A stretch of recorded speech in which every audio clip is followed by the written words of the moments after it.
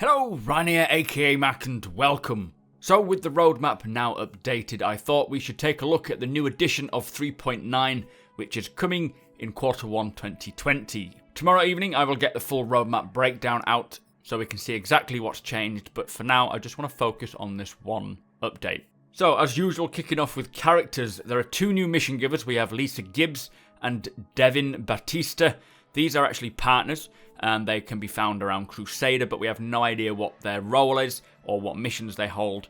Lisa is at 6 out of 22, and Devin is at 3 out of 17 tasks complete. For locations, the cargo space station and the unoccupied cargo space station have both been moved back from 3.8 to 3.9.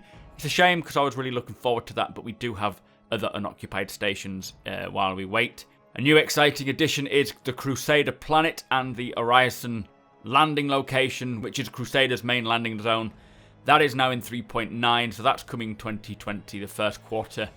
New Babbage landing zone version 2 is another feature, which is just improvements to Microtech's landing zone.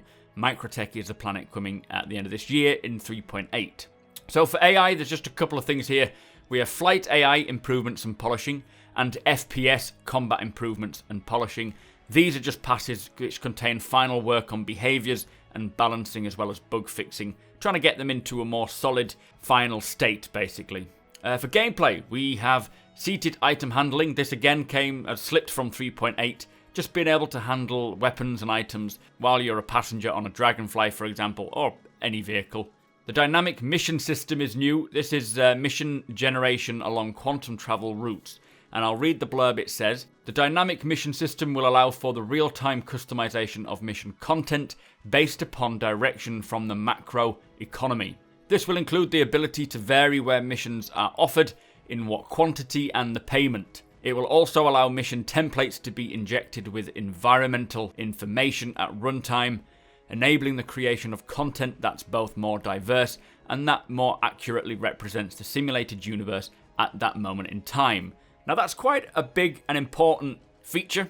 We will see as we get closer to the dates, hopefully see more on this and how it will play, but this is all taking the grand economy into account and creating missions on the fly based on what's going on where. Another one is commodity transfer timers, and this says that the automatic loading and unloading of cargo will require time to complete, with the duration depending upon the location, the current level of demand for such services, whether an additional fee to expedite the process has been paid, and the quantity of material being transferred. So ships will be enabled until such a process has been completed.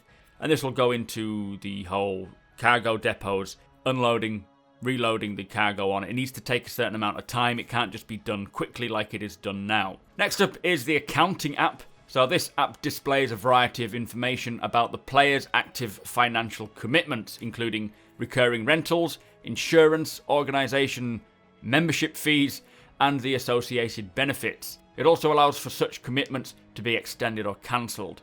Now that sounds to a lot of people, I'm sure, like it's quite boring, but it is one of these things that's going to be so vital to understanding what's going on. When you've got insurance and you're renting ships and you're a member of an org and so forth, you're going to need to know what's coming out where. As long as it's nicely organised and we can see exactly what's going on, I think that will be a real benefit to us. Next up is Multicrew expanded pilot role. It says pilots will be able to receive instructions and view information in order to follow specific instructions. For example, moving to a designated area or quantum travelling to a specific point. Also, Multicrew expanded turret gunner roles. The turret gunners will be able to receive specific target designations from other players and track them independently of their own targets. Anything that's expanding the Multicrew gameplay, like what Chris said on the most recent on the last week's RTV. This brings a lot more interactions between players on the same ship, or even in ships that are working in tandem, which means that we can have some real fun times grouping up together and running missions together too. So I'm very excited for them. The last one for gameplay is the economy display terminals. Basically the billboards that allow for real-time display of economy information, including commodity prices, available missions and payments, retail sale events, and area threat levels. So anything that affects the economy, having a real-time updating billboard that allows you to see exactly what's going on. I'm sure people will focus on that, and I would like to think we would have some economy experts in our org somewhere. But that's going to be some good information, especially for making money in the verse. Anyway, moving on to ships and vehicles. There's only a couple. The Drake Vulture, which I am very, very happy about. That's coming Q1 of 2020. And also the Constellation Taurus. Now, I was surprised because this was supposed to be coming in 3.5, and it just disappeared, and it's now been slated for first quarter next year. Not too fussed anymore because I think I've upgraded mine, but I'm wondering why, that's all. Anyway, for weapons and items, we've got the Gemini C-54 Ballistic SMG, we have the Bearing P6LR Ballistic Sniper Rifle, and the Lightning Bolt Company Uberev Electron Pistol. All three are handheld FPS weapons, and I look forward to seeing more images on them. So finally, for Cortec in 3.9, we have the server-to-client actor networking rework. This was in 3.7, it's now been pushed back to 3.9. This helps against rubber banding. It would be nice to get that in as soon as possible, but hey-ho, there we go. Also, weapon and item customization. This will allow us to enter an inspect mode of your weapon or item and customize some weapons and items with attachments, components, and sub-items. For examples they give is adding or removing a silencer, changing the scope of a weapon, or changing batteries in a radio. Now, whether that radio means a VoIP radio or it means music radio, I'm unsure. If you have any ideas on that, I would love to hear what your thoughts are.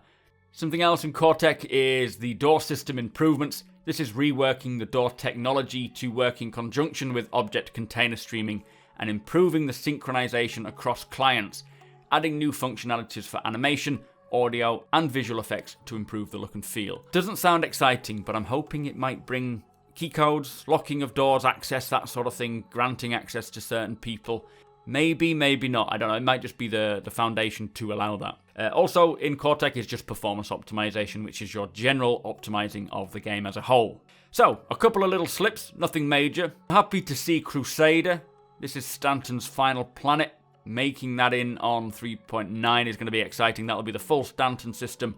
Also, multi-crew and economy gameplay. It is very important, and I'll be interested to see how they get on with that, because the economy is probably one of the biggest, more important back-end techs that they need to get working.